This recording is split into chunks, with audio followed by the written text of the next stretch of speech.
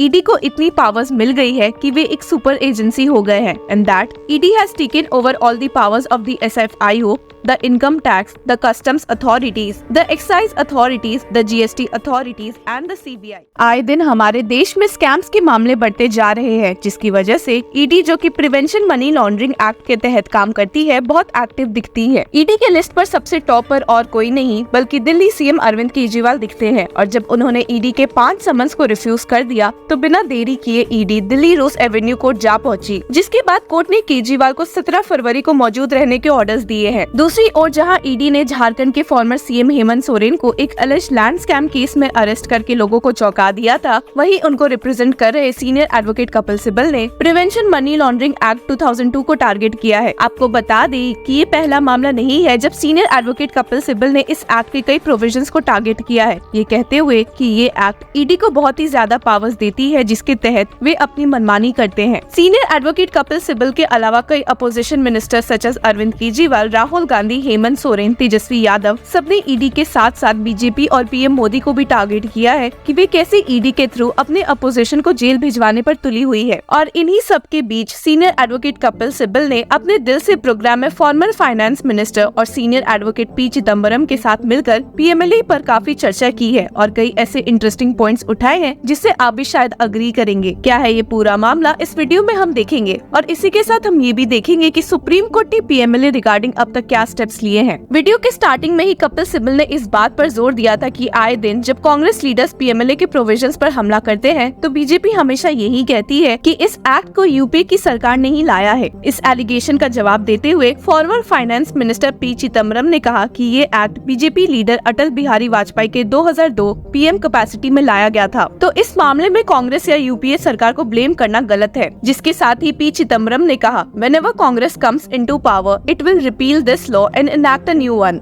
जिसके साथ उन्होंने ये भी ऐड किया कि आज के समय में पीएमएलए एक्ट का काफी मिसयूज हो रहा है और एक एक्ट को पढ़ने और अप्लाई करने का तरीका होता है। He stated, "There's a way of reading and applying an act. A law must be read fairly and applied reasonably and proportionally. This law has vested arbitrary, untrammeled power upon one investigating agency, which is now more powerful than all the investigating agencies put together." Senior advocates Kapil Sibal और P Chidambaram ने आगे ये भी discuss किया कि PMLA mostly drug, terrorist और human trafficking में money laundering के मामले से डील करते हैं। हालांकि रिसेंट टाइम्स में पीएमएलए में जो अमेंडमेंट्स हुए हैं उसकी वजह से देश के हर लॉज ही इस एक्ट में शामिल कर दिए गए हैं, जिसमें आईपीसी की चीटिंग भी शामिल है। इससे होता क्या है कि जिस प्रोविजन से दूसरे एक्ट्स बेल आराम से दे देते हैं, वही पीएमएलए के तहत बेल मिलने में बहुत मुश्किलें पैदा हो जाती है। And thus Kapil Sibal stated, "So the result is that in any civil action or criminal action on cheating, you can arrest a man and the bail provisions are such that he will not be released on bail." P Chidambaram ने cheating के offence को PMLA act के scheduled offence में add करने के खिलाफ बोलते हुए कहा, "This schedule should have been kept short and tight." जब आगे ये बात उठी कि 2013 और 2018 अमेंडमेंट से पीएमएलए को ज्यादा पावर्स मिली है, तो इस पे पी चिदम्बरम ने एक्सेप्ट किया कि यूपीए द्वारा लाया 2013 अमेंडमेंट गलत था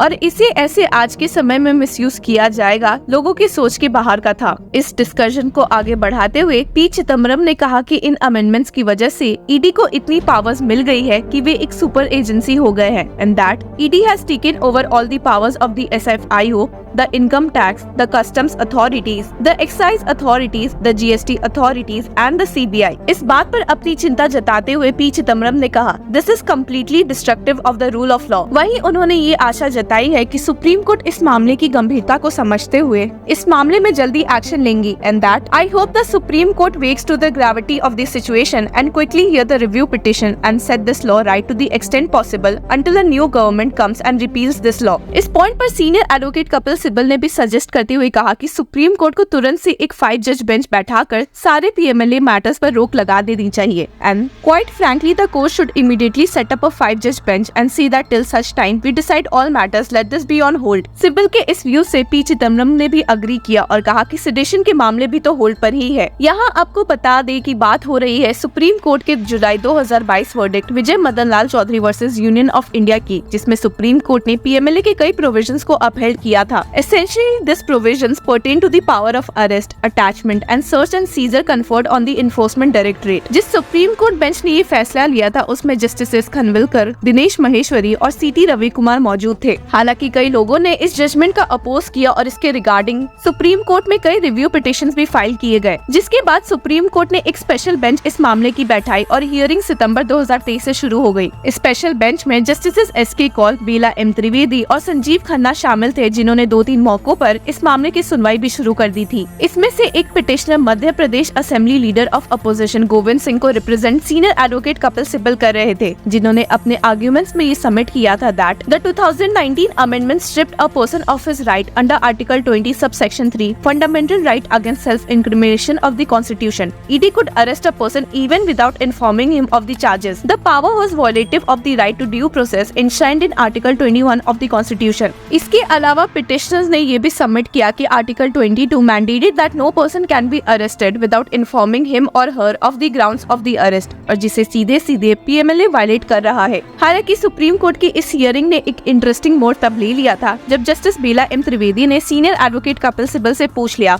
Were you in the opposition in 2002 when this act was passed? Were you in the opposition? Sibal इस सवाल से खुश नहीं दिखे और जवाब देते हुए कहा, That was not a fair question. It may have been passed by anybody, but what you have done with the act, we never did. There was no need for that question. The act came into force in 2005. The draconian amendments came in 2019 and they were introduced through the Finance Act. Sibal ने इस बीच supreme court bench को ये भी बोला कि वे यहाँ politics discuss नहीं करना चाहते हैं। हालांकि इस मामले की हियरिंग रुक गई क्योंकि जस्टिस एस.के. कौल दिसंबर 25 को रिटायर कर गए थे और इस मामले में सीजीआई ने अभी तक एक दूसरी बेंच कंस्टिट्यूट नहीं की है। कन्वर्सेशन को आगे बढ़ाते हुए सीनियर एडवोकेट कपिल सिब्बल ने कहा कि अगर पीएमएलए को रिव्यू किया नहीं जाएगा तो इसके तहत कई अपोजिशन मिनिस्टर्स को अरेस्ट कर लिया जाएगा, और वो भी तब जब इस साल लोकसभा 2024 इलेक्शंस होने वाले हैं।